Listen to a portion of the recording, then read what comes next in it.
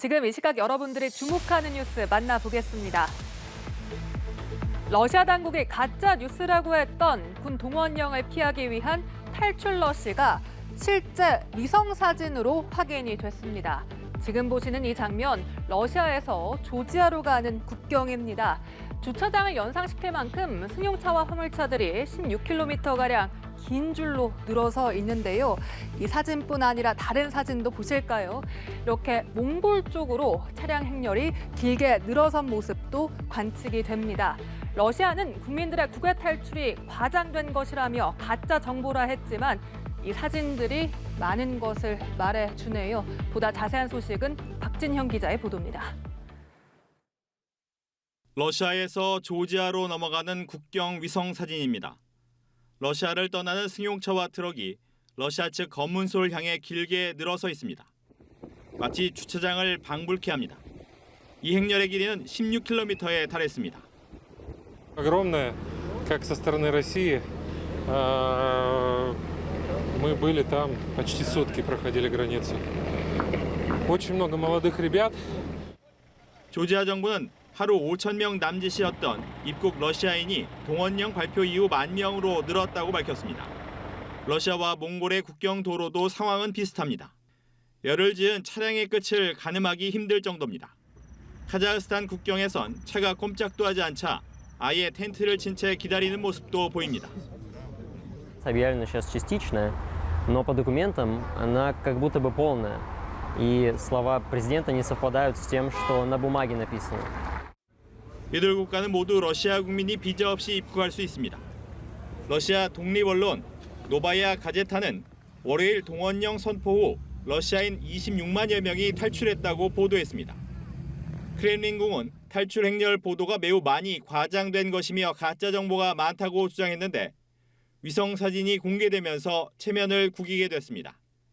연합뉴스TV 박진영입니다. 어제 오전 서울 관악구 한 고시원에서 살해당한 70대 여성의 사인이 나왔습니다. 경부 압박에 의한 질식사인 것으로 나타났는데요. 관악경찰서가 국과수에 피해자의 부검을 의뢰한 결과 피해자는 경부 압박에 의한 질식사로 사망한 것으로 보인다고 밝혔습니다. 또 해당 건물에 입주해 있던 30대 남성 용의자가 피해자를 살해한 뒤 금품을 훔쳐 달아난 정황이 확인되면서 경찰은 용의자에게 강도 살인 혐의를 적용했습니다. 경찰은 조사를 마치는 대로 구속영장을 신청할 계획입니다. 7월 출생아 수가 또다시 역대 최저 기록을 갈아치웠습니다. 통계청이 오늘 발표한 7월 인구 동향입니다. 이렇게 지난 7월 출생아 수 24,441명으로 작년 같은 달보다 8.6% 줄어들면서 이 76개월째 매달 동월 기준 최저치를 갈아치우고 있는데요. 혼인 건수도 보시죠. 1년 전보다 5%가 줄면서 통계 작성 이래 동월 기준으로 가장 적었습니다. 결혼과 출산이 줄어든 원인은 무엇일까요? 당장은 아니어도 출생률 감소는 우리 경제와 미래에 부담이 될 게 분명한데 해결책을 찾을 수 있을지 주목됩니다. 사라졌나 했던 인육 캡슐 밀반입이 국내에서 또 적발됐습니다. 이 인육 캡슐 사산한 태아나 태반을 분말이나 알약 형태로 만든 겁니다. 그 자체로 반인륜적일 뿐 아니라 인체에 해로울 수가 있는데요. 인육 캡슐의 국내 밀반입 사례 2011년 처음 세관에 포착된 뒤 2018년 이후론 2년간 적발 사례가 없었지만 지난해 한 건이 다시 적발되면서 사회적으로 파장을 일으킨 바 있습니다. 전문가들은 일각에서 인육 캡슐을 자양 방장제로 오해하지만 제조나 유통 과정이 비위생적이어서 오히려 건강에 해롭다고 지적하고 있습니다. 택시 승객이 보이스피싱 수거책인 것 같다라는 택시기사의 112 신고, 택시기사의 기지 덕에 피해자는 꼼짝없이 날릴 뻔한 4,600만 원을 전부 되찾았는데요.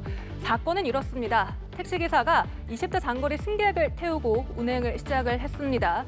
이 승객이 119 안전센터에 잠시 들러달라 해서 그 이유를 물었더니 이 안전센터 부근에서 투자자를 만나 돈을 받기로 했다는 답이 돌아왔다고 하는데요. 택시기사는 통장에 입금하면 될 걸 직접 받는다 하니 수상한 느낌이 들었다며 이 손님이 택시에서 잠깐 내리자마자 경찰에 신고를 한 겁니다.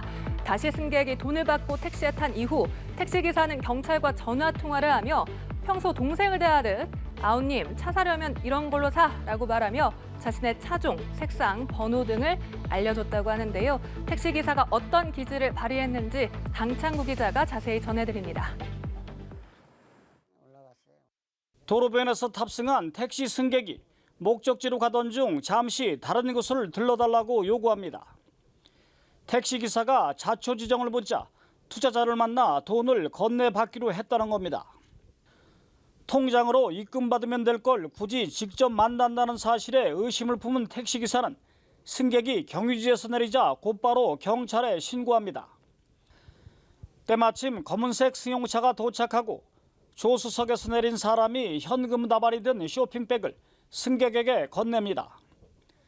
다시 탑승한 승객이 목적지를 또다시 변경하자 택시기사는 보이스피싱 현금 수거 책임을 확신합니다. 딱 타더니 갑자기 하남시로 가달래요. 갑자기 평택 간다는 사람이 하남시로 가자고 하니까 이거는 100%구나. 잠시 후 경찰로부터 확인 전화가 걸려오자 평소 알고 지내던 동생을 대하듯 대화를 나눕니다. 아버님 차 살려면은 서 하얀색이 제일 좋아. 이런 색으로 얘기하면서. 택시기사는 이어 고속도로 휴게소로 진입했고 미리 대기하고 있던 경찰이 보이스피싱범을 검거했습니다. 조사 결과 이 승객은 보이스피싱 조직의 현금 수거책으로 피해자를 상대로 저금리로 대환 대출을 해주겠다고 속여 4,600만 원을 가로채려던 것으로 드러났습니다. 피해자는 사기당한 돈을 전부 돌려받을 수 있었습니다. 경찰은 승객을 사기 방조 혐의로 입건해 검찰에 송치하고 택시기사를 피싱 지킴으로 선정해 표창장과 신고 보상금을 지급했습니다. 연합뉴스TV 강창구입니다.